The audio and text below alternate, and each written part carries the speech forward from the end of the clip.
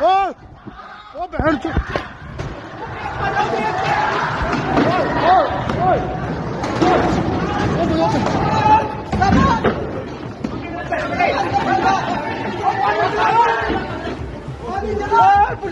बुझाओ कपड़े गाड़ कपड़े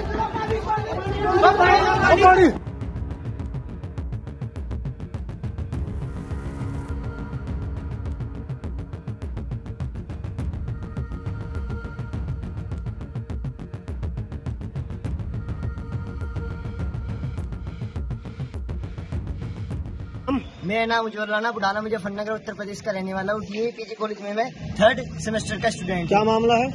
मैं अपना एग्जाम फॉर्म जमा करने के लिए कॉलेज में आया था, पर जब मैंने कॉलेज प्रशासन को अपना एग्जाम फॉर्म सौंपा तो उन्होंने मेरा एग्जाम फॉर्म लेने से मना कर दिया, क्योंकि मेरी फीस बकाया थी। मैंने रिक्वेस्ट की प्रिंसिपल ऑफिस में जाकर, क्लर्क को जाकर मैंने कहा कि सर मैं कुछ समय बाद अपनी फीस जमा कर दूंगा, कृपया आप करके मेरा एग्जाम फॉर्म दे दीजिए। पर उन्होंने साफ इनकार कर दिया, क्योंकि उनका मानना यह था कि तुम्हारे पास पैसे नहीं है तो तुम्हें पढ़ने का कोई अधिकार नहीं है। मैंने कहा कि मेरे एग्जाम छूट जाएंगे, पर इन्होंने मेरी एक न मानी और मुझे धक्के देकर ऑफिस से बाहर निकाल दिया और अपशब्दों का प्रयोग किया। यह कहा कि यदि तुम्हारे पास पैसे नहीं है तो तुम्हें पढ़ने का कोई अधिकार नहीं है। मेरे साथ नहीं, आज पूरे डीएवी कॉलेज में बहुत से बच्चों के साथ इस प्रकार की हिंसा देखने को मिल रही है। छात्रों का अपमान किया जाता है, फीस जबरन वसूली की जाती है। यदि किसी छात्र की आर्थिक स्थिति कमजोर है तो यह उसकी आर्थिक स्थिति नहीं समझते, उस पर दबाव डालते हैं और उससे जबरन फीस वसूल करते हैं। मेरा आप सभी से यही अनुरोध है कि पूरे कस्बा बुढ़ाना और सभी छात्रों से यह अनुरोध है कि कृपया आप सभी आवाज उठाएं और छात्रों की सहायता करने के लिए। कितनी फीस बकाया थी तुम्हारे ऊपर? मेरी फीस 7,000 रुपये भी बकाया है पूरे साल की, और कुछ मैंने जमा की है अपनी। कितना जमा किया है? 1700 जमा की है मैंने अपनी। अब आप क्या चाहते हो? मैं यह चाहता हूँ कि हम छात्रों की सुनवाई की जाए और हम छात्रों का अधिकारों का हनन न किया जाए। एक छात्र ने अपने सोशल मीडिया पर एक वीडियो डाली है जिसमें स्कूल प्रशासन पर वो आरोप लगा रहा है कि फीस जमा न करने को लेकर उसको स्कूल से बाहर निकाल दिया है और अगले सेमेस्टर का फॉर्म नहीं दिया। इस पर आप क्या कहेंगे? देखिए, मैं जहाँ तक मेरे संज्ञान में है, ये छात्र फीस के लिए आता है। उसकी जो फीस है मात्र 1750 रुपये जमा है,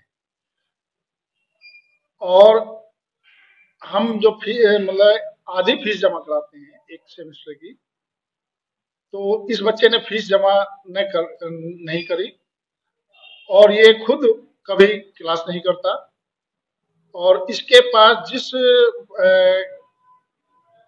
फोन से इसने वीडियो बनाई, जो इसके पास फोन है, उसकी कीमत लगभग 25,000 रुपये है और डेली ये मोटरसाइकिल से आता है। उसमें तेल भी फूकता है और 1 लाख रुपए कम से कम मोटरसाइकिल भी होगी।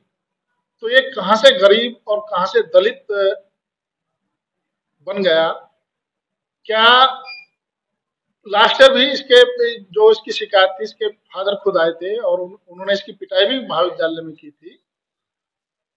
तो ना ही ये इसको, अगर यदि गरीब है या फीस जमा करने की इसकी स्थिति नहीं है या अन्य बच्चों की भी फीस जमा करने की स्थिति नहीं है, तो गवर्नमेंट ने प्रावधान किया हुआ है कि जो छात्रवृत्ति के जो फॉर्म है भरे जा रहे हैं, कि जो बच्चे गरीब हैं या स्कॉलरशिप लेने के दायरे में आते हैं तो वे अपने समय से स्कॉलरशिप के फॉर्म भर दें।